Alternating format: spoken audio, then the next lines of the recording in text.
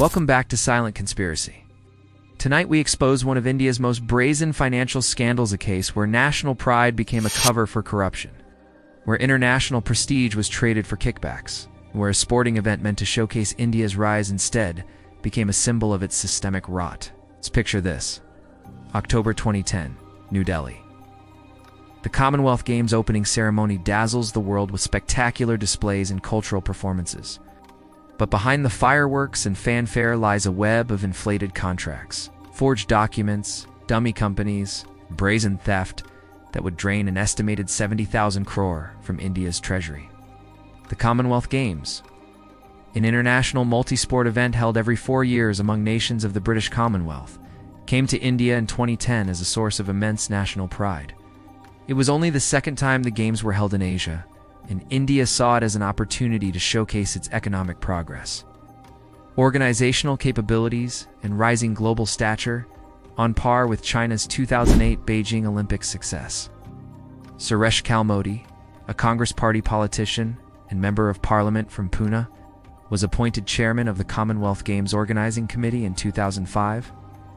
A former Indian Air Force pilot with a long history in sports administration, Kalmodi had the credentials and political connections to lead such a massive undertaking. But what should have been India's shining moment would instead become Kalmodi's downfall and a national embarrassment. Initial estimates for hosting the Games were modest. However, as planning progressed, costs began spiraling out of control in ways that defied explanation. The budget for venues alone exploded from 1,000 crore to 2,460 crore. The Jawaharlal Nehru Stadium renovation cost 961 crore. The Indira Gandhi Stadium cost 669 crore. The Dhyan Chand Hockey Stadium cost 262 crore. By the time the Games concluded in October 2010, total expenditure had reached an estimated 70,000 crore, with allegations that only half was actually spent on the athletes and sporting infrastructure. The rest, investigators would later claim, was siphoned off through a sophisticated network of corruption involving inflated contracts, kickbacks, and outright theft. In 2009, 2 companies bid for the TSR contract. AmSam, a Spanish firm offering to provide the system for 62 crore, and Swiss Timing Omega, offering the same for 141 crore. Despite the Spanish bid being significantly lower and technically compliant, Kalmodi and his committee rejected it and awarded the contract to Swiss Timing, inflating costs by 79 crore. Some estimates put the loss at over 90 crore. The Central Bureau of Investigation, CBI, later alleged that Kalmodi had conspired with Swiss Timing officials and received kickbacks for awarding the contract at the inflated price. The CBI charge sheet claimed this was a deliberate act of fraud designed to benefit both Swiss Timing and Kalmodi's associates through illegal commissions. As investigations deepened, a cascade of outrageous procurement scandals emerged, each more brazen than the last. Toilet paper rolls valued at 100 were purchased at 4,000 each. Soap dispensers worth 100 were billed at 3,000, mirrors costing 500 were invoiced at 11,000. Treadmills and exercise equipment with market prices of 60,000 were purchased for 12 lakh each. Altitude training simulators worth 6 lakh were bought for 1.25 crore. These weren't isolated mistakes or bureaucratic inefficiencies. They represented systematic over-invoicing designed to generate massive profits that could be shared between vendors and organizing committee officials through kickbacks. In the weeks leading up to the October 3, 2010 opening ceremony, the international media descended on Delhi, expecting to witness India's organizational prowess. Instead, they found chaos. Construction at multiple venues remained incomplete just days before events. The Commonwealth Games Village, meant to house athletes, was filthy, with reports of excrement in bathrooms and stray dogs wandering the premises. A footbridge near the main stadium collapsed, injuring workers. Swimming pools had cloudy water and inadequate filtration. Several countries threatened to pull out, citing safety concerns. The international embarrassment was profound. Headlines around the world mocked India's inability to complete basic infrastructure, despite years of preparation and massive expenditure. Even before the Games concluded, alarm bells were ringing. Award of work contracts at higher prices than market rates, poor quality assurance, and management oversight. Work contracts awarded to ineligible or non-existent agencies. Widespread corruption in procurement and infrastructure construction by August 2010. The CVC had identified irregularities in 38 games-related projects across multiple government departments. Estimates of total misappropriation ranged from 5,000 crore to 8,000 crore, though these figures would later be revised upward. Following the game's conclusion, on October 14, 2010, Prime Minister Manmohan Singh appointed the Shunglu Committee headed by former Controller and Auditor General V.K. Shunglu to conduct a comprehensive probe into all allegations of corruption and mismanagement. Shunglu was given the status equivalent to a Supreme Court judge and a broad mandate to investigate every aspect of the games. Simultaneously, multiple agencies launched parallel investigations. The CBI, the Enforcement Directorate, the Directorate General of Income Tax Investigation, and the Controller and Auditor General CAG. On April 25, 2011, the CBI arrested Suresh Kalmodi on charges of criminal conspiracy, cheating, forgery, and violations of the Prevention of Corruption Act. The arrest sent shockwaves. Through Indian politics, Kalmodi was not a low-level bureaucrat but a sitting Member of Parliament and prominent Congress Party leader. Kalmodi was held in Tihar jail for 9 months before being granted bail in January 2012. During his custody, he maintained his innocence, claiming he had simply performed his duties as organizing committee chairman and had done nothing wrong. Along with Kalmodi, the CBI arrested Lalit Baino, Secretary General of the Organizing Committee, held for 11 months before bail. V.K. Verma, Director General of the Organizing Committee, Surjit Lal, Director General Procurement ASV, Prasad Joint Director General Sports, Jayachandran, Treasurer, several private contractors and construction company promoters. The arrests marked an unprecedented crackdown on high-level corruption connected to a sporting event in India. On December 20, 2012, a Delhi court formally pressed charges of corruption, criminal conspiracy, cheating, and forgery against Kalmodi and 10 others.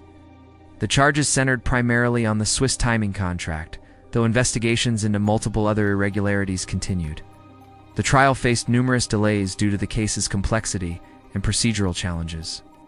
Defense lawyers argued that the facts in the CBI charge sheet contradicted the documents submitted to the court. Kalmodi's counsel maintained that their client had simply followed procedures assigned to him and that no wrongdoing had occurred. On February 3, 2013, the court formally charged Kalmodi with corruption after extensive proceedings. The case was assigned to a fast-track court in Delhi to expedite resolution.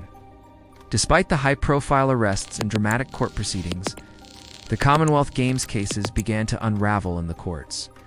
Many of the 53 corruption cases being examined by the CVC were closed, referred back to the CBI for further investigation, or remained stuck in different stages of legal proceedings. Then came the biggest twist. On April 28, 2025, 15 years after the Games, a Delhi court accepted the enforcement Directorate's closure report in the money laundering case against Kalmodi and others. The ED stated it had found insufficient evidence to proceed with money laundering charges, effectively ending that angle of prosecution. The acceptance of the closure report brought a formal end to the money laundering investigation, though some criminal conspiracy cases technically remain open. Congress party leaders immediately demanded apologies from Prime Minister Modi and AAP leader Arvind Kejriwal, claiming the scam had been fabricated for political purposes to defame the Congress government. The CWG scam had profound political consequences.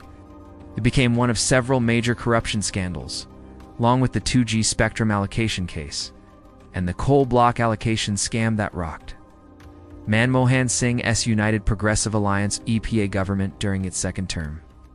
Opposition parties, particularly the BJP and the newly formed Aam Aadmi Party (AAP) led by Arvind Kejriwal, used these scandals as cudgels to attack the Congress Party's governance.